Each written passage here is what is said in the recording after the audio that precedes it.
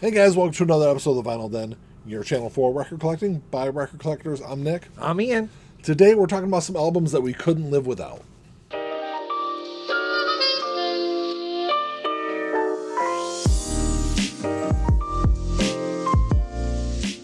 There's a bunch of links down below. You got links for the Vinyl Den Facebook group, for the merch page, for the Spotify and Apple Music playlist that I put together every week, and the Patreon page. So make sure you check all that out.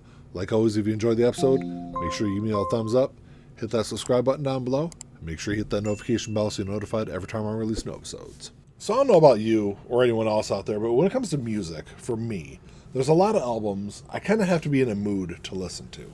So when I started thinking about albums that I couldn't live without, I mainly was looking at stuff where regardless of the mood I was in, regardless of what was going on, I could put that album on and enjoy it. And like I said, that's not always the case. There's certain genres, certain albums where, even if I do love the album, some of my favorite albums, I still have to be kind of in a mood to listen to. So going through this list, the very first one I picked is an album that I put on pretty regularly. It might surprise some of you out there, but if you're a fan of if you're in the Vinyl Den Facebook group, I play this one. I post this one pretty regularly. Lionel Richie, The Definitive Collection. This is stuff from across Lionel Richie's career, stuff from of course, from his solo career, also stuff from when he was with the Commodores. It's kind of spanning that whole several decade career that he's had. There's some great stuff on here. There's so many different kind of moods that he has across this compilation. That, like I said, regardless of what's going on, I can toss this on and enjoy it. And I've loved his music since I was a kid. But this is just a great one to kind of, like I said, just kind of toss on. So for me, I took this topic more just like albums from artists that are my favorite, but they're albums in their catalog that I just could never live without. Like Desert Island type of album, or the last albums you could ever listen to no matter what. Maybe I'm approaching my final days. These are the albums I would want to listen to last. Yeah. And the first one is Muscle of Love by Alice Cooper, because it's the most underrated Alice Cooper album in my opinion. It's the last album with the original Alice Cooper band. And I know I'm in the minority here, but I think this is a better album than even $1 Billion Babies, personally. I know I'm in the minority. Yeah, I love $1 Billion Babies. Well, most people do. I think Muscle of Love is a great album. Maybe just a hair behind $1 Billion Babies. You're kind of in the minority, too. Most people disregard this album altogether.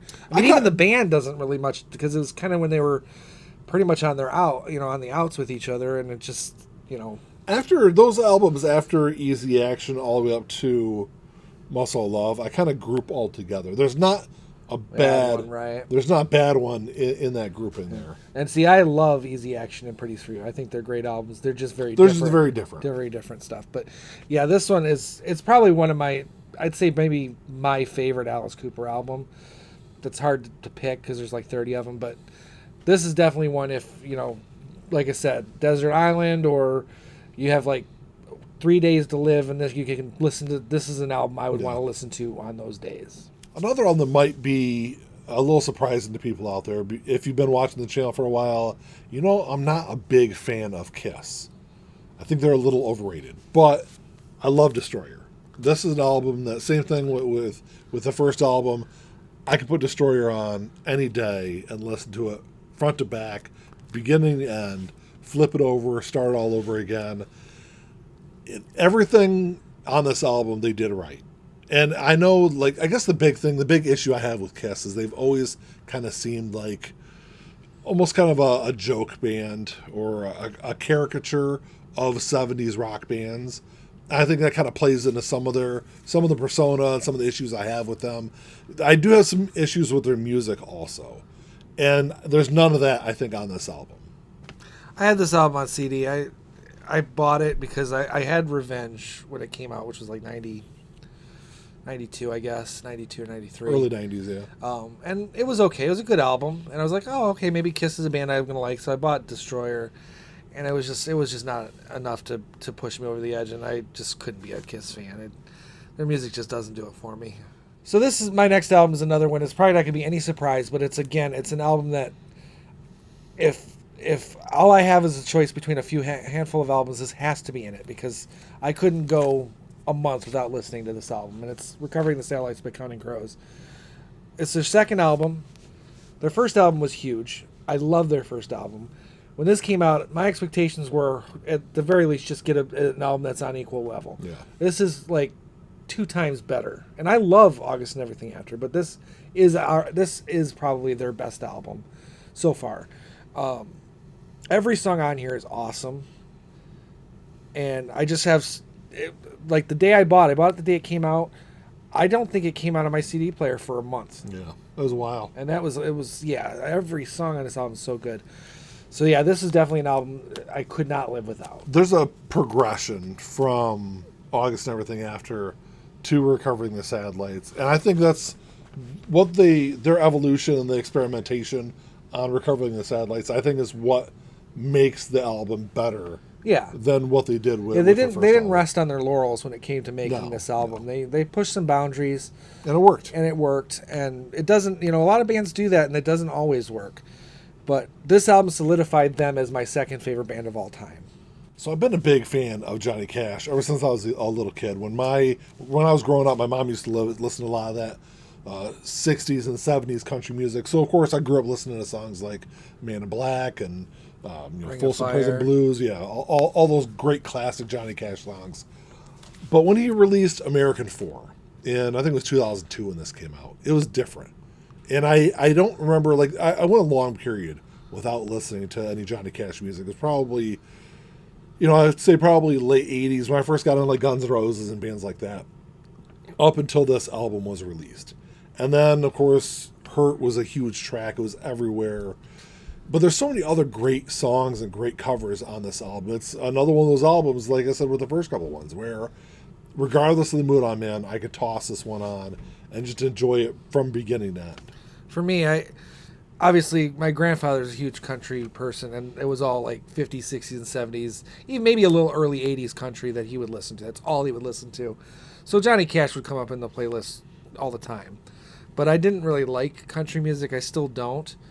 That being said, and I haven't really listened to this album, but that cover version of Hurt, I mean, I think it's universally considered to be the definitive version of that song. Yeah. Even by Trent Reznor. Yeah. And it's such a powerful cover of that song.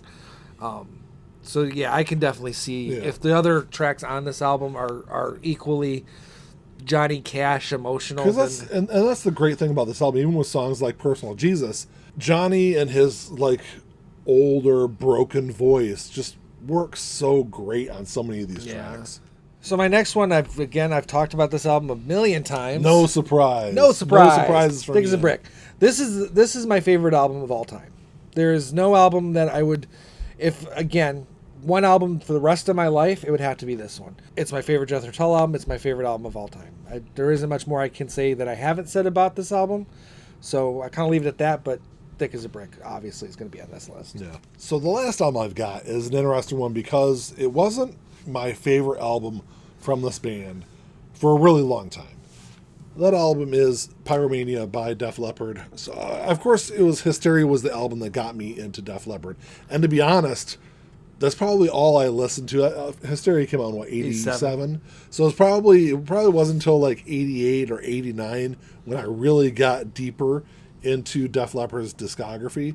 And when I got into their earlier stuff, I was blown away by it. Their earlier albums, their first 3 albums in particular, I guess that is their earlier albums, pre-Hysteria. Right. But their first 3 albums had this harder edge to it that, as I got closer to the 90s, I was getting into Metallica and bands like that. So when I heard that this band that created Hysteria had this harder edge to it and had this harder sound earlier in the career, of course I was kind of drawn to that. And Pyromania is one of those albums that, I've listened to. There's probably not a month that goes by that I haven't listened to this album for the last decade or more. This album could easily have been on my list too. For me, even though Hysteria for me was my introduction, your gateway, my gateway, it was once that came out, I immediately got Pyromania on cassette, and I was amazed at how many of those songs that were on Pyromania I knew because of the radio, because they got radio play, Photograph, and songs like that. So having been introduced essentially to Def Leppard through Hysteria, I was amazed at how much I actually already knew about Def Leppard, because of their earlier stuff. And their earlier stuff is better, even though Hysteria was their biggest selling album. That's why I guess I could say that too. Is like I knew the hits off Pyromania, but that's all I knew. Yeah. And then once I started listening to this album, it's like, oh yeah, that's a great song. But all these other songs that weren't the big hit singles, some of them are even better than the hit singles. Oh yeah, absolutely. I mean, even High and Dry, which came out right before this, I would say it's all the Pyromania and High and Dry are pretty close. Yeah. Pyromania is just a scotch above it, but those two albums alone, I think, are probably the best, some of the best hair rock or whatever you want to call it of the era. Of the era, yeah. So my last one, and this is going to seem somewhat ironic because it's an album that I could not live without, yet I don't have my copy with me. Yeah. So the irony is not lost on me. It'll be here. I'll put up a little picture here. But it's Songs for Silverman by Ben Folds. It was my first Ben Folds introduction to Ben Folds solo, and I really only had like a peripheral understanding of like Ben Folds 5, like Brick and songs like that, but never really got into it. And it was Songs for Silverman that I was like, I'll give this a shot. Every song on that album is fantastic, and it's definitely an album that, even though I've only been aware of it for 12, 13 years, no, I guess close to 15 years, it's become an album that I probably couldn't live without. Yeah. And I'd highly recommend if you've never listened to it.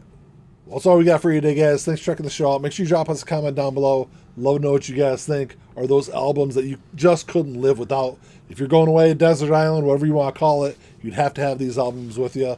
Let us know what you guys think. Like always, if you enjoyed the episode, make sure you give the old thumbs up. Hit that subscribe button down below. That's all we got. Until next time. Talk to y'all later. Keep on spinning. Peace.